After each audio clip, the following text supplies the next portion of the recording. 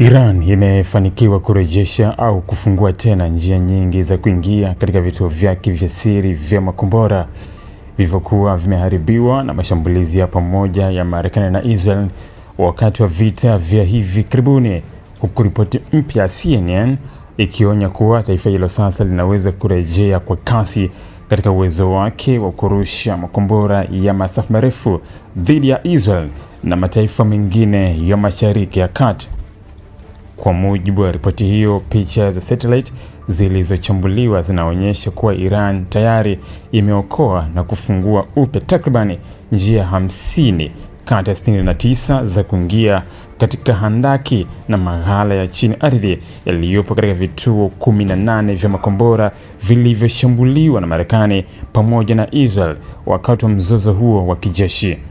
Ripoti hiyo inaeleza kuwa serikali ya Irani imekuwa ikitumia mashine nzito kama bulldozer, malori makubwa ya kubeba vifusi pamoja na vifaa vya uchimbaji ili kuondoa vifusi vilivyosababishwa na mashambulizi ya anga na kufungua tena njia zilizokuwa zimefungwa kwa mabomu. Hatua hiyo inaonekana kuwa sehemu ya mkakati wa Iran wa kurejesha haraka uwezo wake wa kijeshi licha ya mashambulizi makubwa yaliyolenga kuharibu maghala yake ya silaha.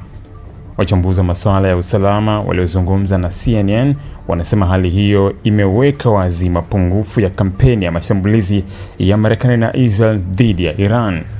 Ingawa mashambulizi hayo yaliweza kuharibu baadhi ya miundombinu ya kijeshi na kusababisha uharibifu mkubwa juu ya ardhi, wataalamu wanaamini kuwa mfumo wa mahandaki ya chini ya ardhi wa Iran umeendelea kuwa changamoto kubwa kwa sababu ulijengwa mahususi kuhimili mashambulizi ya anga.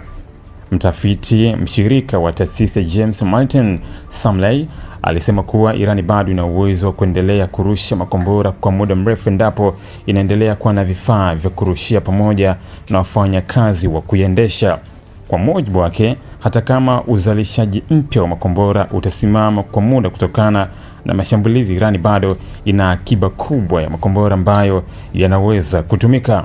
Kauli hiyo inaibua hofu mpya kwa Israel pamoja na shirika wake Marekani katika eneo la Mashariki ya Kati, hasa wakati ambapo tahadhari za usalama zimeendelea kuongezeka kufuatia vita vilivyodumu kwa wiki kadhaa kati ya Iran, Marekani na Israel. Wataalamu wa usalama wanaonya kuwa kufunguliwa kwa vituo hivyo vya chini ardhi kunaweza kuifanya Iran kurejesha uwezo wake wa kushambulia kwa kasi kuliko ilivyotarajiwa hapo awali. Mashambulizi ya Marekani na Israel dhidi ya Iran ilikuwa sehemu ya operesheni kubwa iliyolenga kudhoofisha miundombinu ya kijeshi ya Iran, hususan mpango wake wa makombora ya ballistic na miundombinu inayohusishwa na shughuli za nyuklia.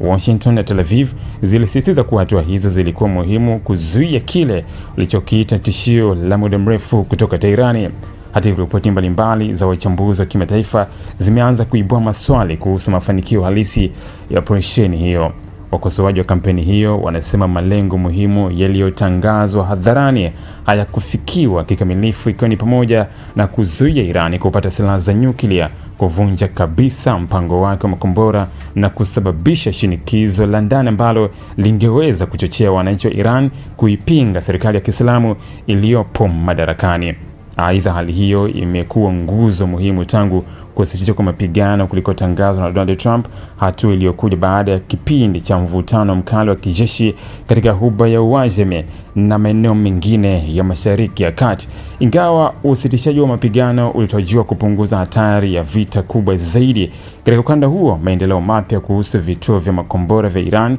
yanaonyesha kuwa ushindani wa kijeshi na mvutano wa kimkakati kati ya pande hizo mbili bado haujaisha. Kwa sasa wachambuzi wengi wanaamini kuwa hatua ya Iran ya kurejesha vituo vyake vya siri inaweza kubadilisha mizani ya nguvu katika eneo hilo, huko Israel na washirika wake wakitazama kwa karibu iwapo Tehran itaanza tena kuongeza kasi ya majaribio au matumizi ya makombora yake ya masafa marefu katika kipindi kijacho.